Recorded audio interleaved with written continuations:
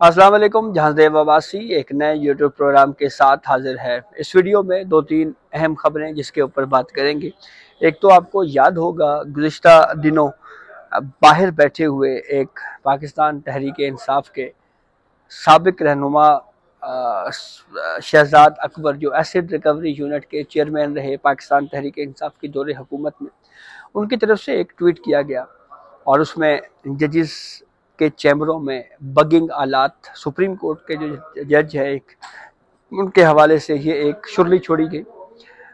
उसका पसे मंजर क्या है, इस वीडियो में इस पे बात करेंगे। दूसरा हमारा मौजू ये है कि एक मरतबा फिर सुप्रीम कोर्ट और हाई कोर्ट्स में ये पटिशन्स आ रही हैं कि इमरान खान की जेल में मुलाकातें नहीं करवाई जा रही। तो इस हवाले से एक रिपोर्ट तैयार की जा रही है और कहा यह जा रहा है कि वो रिपोर्ट इस्लामाबाद हाई कोर्ट में जल्द फाइल किए जाने का इम्कान है, जिसमें कुछ बहुत अहम तफसीलात शामिल होंगी।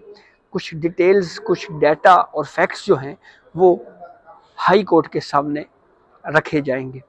ये मामला क्या है, इस पर डिस्कशन करेंगे। और तीसरा हमारा मौजू आइंदा अदालती हफ्ता जो है वो कैसा है, कौन कौन से अहम केसेस हैं जिनके ऊपर समाअत होनी है।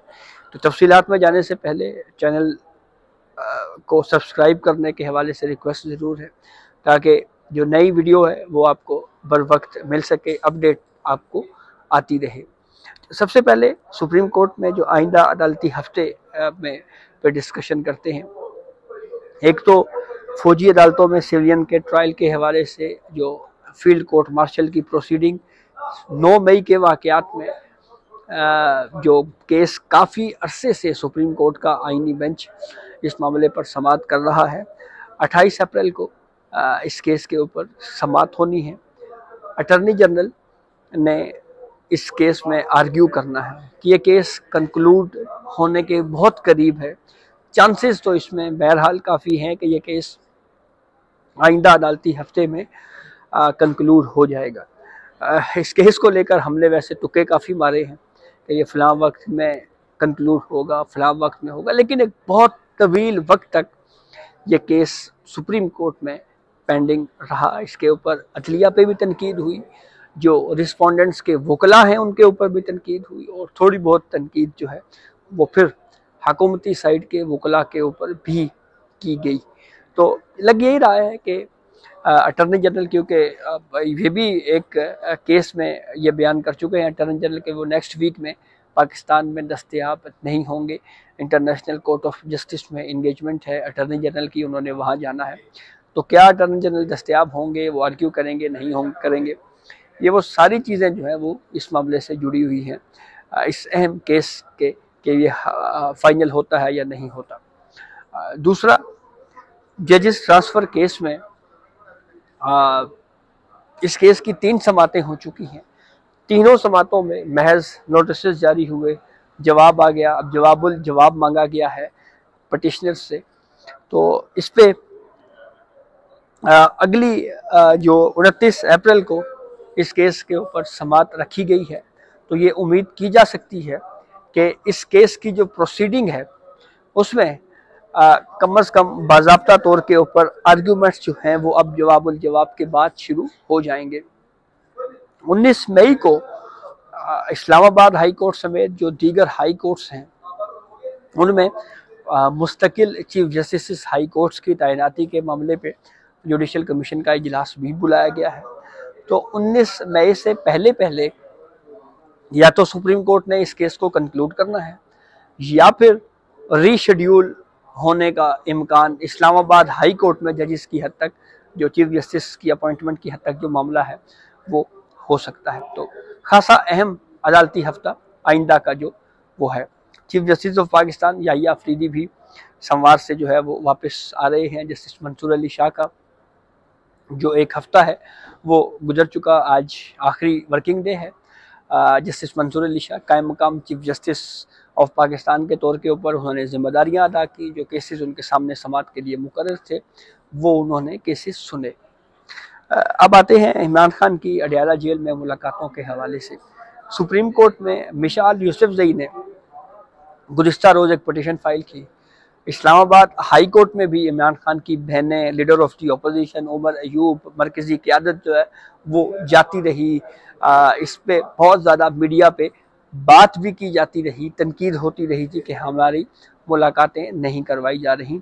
तो कहा यह जा रहा है कि अब इस्लामाबाद हाई कोर्ट में अडियाला जेल हुकाम की जानिब से जब ये केस समाअत के लिए मुकर्रर होगा तो एक डिटेल रिपोर्ट जो है वो इस्लामाबाद हाई कोर्ट में फ़ाइल की जाएगी, जिसमें कुछ फैक्चुअली जो है वो डिटेल्स बताई जाएंगी कि आउट ऑफ वे जाके इमरान खान के साथ इतनी मुलाकातें करवाई जाती रही हैं और एक कन्विक्टेड पर्सन या अंडर ट्रायल प्रिजनर जो है वो उसके लिए रूल्स या कवायद वो अलग अलग होते हैं और वही रूल्स अप्लाई किए जाएं जो एक सज़ा याफ्ता शख्स के लिए मुलाकातों पे होते हैं।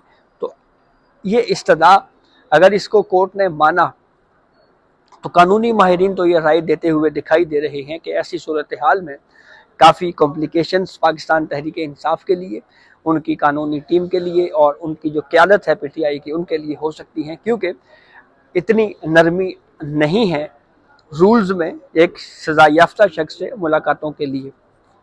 तो काफ़ी डिटेल रिपोर्ट जो है वो फाइल होने जा रही है अडियाला जेल हुकाम की जानिब से इस्लामाबाद हाई कोर्ट में।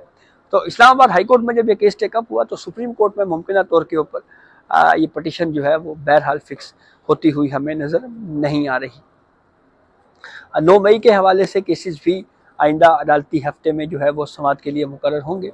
वहीं पे अब आखिर में शहजाद अकबर के दावे के ऊपर बात करते हैं। एसिड रिकवरी यूनिट के चेयरमैन रहे यहाँ पे साबिक चीफ जस्टिस काजी फाइज जिसा के खिलाफ जो रेफरेंस फाइल हुआ उसमें एसिड रिकवरी यूनिट का एक बड़ा किरदार रहा है और उनके इस किरदार के ऊपर भी सुप्रीम कोर्ट के अदालती फैसले में बहुत कुछ लिखा गया कि एसिड रिकवरी यूनिट की कोई लॉ बैकिंग नहीं थी और कानूनी वजूद के बगैर ही एक इदारा जो है वो चलता रहा।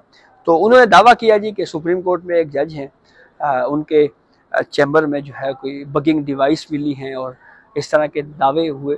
तो उस पर कहानी जो है वो ऐसी है नहीं। जो बातें इस वक्त अदल के यहाँ पे ऐवानों में चल रही हैं उसमें तो एक कहानी ये भी चल रही है कि एक CCTV कैमरा की तरफ निशानदेही की गई एक चैम्बर में, तो फिर उसके बाद कुछ जजेस की जानिब से बताया गया कि जनाब ये जिस कैमरे पे आप बात कर रहे हैं ये तो CCTV कैमरा है और इसके बाद ये मामला वहीं पे ख़त्म हो गया। लेकिन इसको पोर्ट्रे किया गया कि कोई डिवाइसेस या आलात मिले हैं और फौरी तौर के ऊपर सुप्रीम कोर्ट ने जो इस पर तरदीद की, इस मौक़िफ़ की नफ़ी की, तो फिर उसके बाद ये जितने भी डिस्कशन थी जो उस वक्त सोशल मीडिया के ऊपर चल रही थी वो वहीं पे दम तोड़ गई।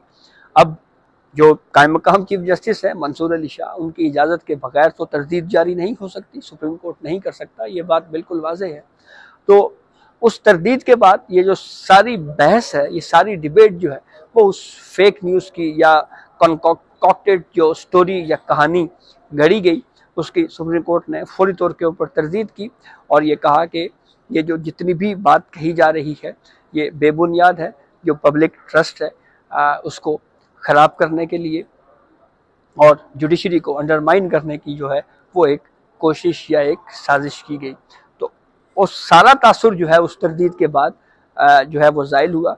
सुप्रीम कोर्ट ने बिल्कुल टाइमली रिएक्ट किया और इस तरह का कोई भी इवेंट हो उस पर इसी तरह से ही टाइमली रिएक्शन जो है वो सुप्रीम कोर्ट को देना चाहिए, जिसकी वजह से ये क़यास आराइयाँ जो है वो वहीं पे दम तोड़ जाती हैं। आपने देखा उसके बाद उस पर कोई डिस्कशन नहीं हुई।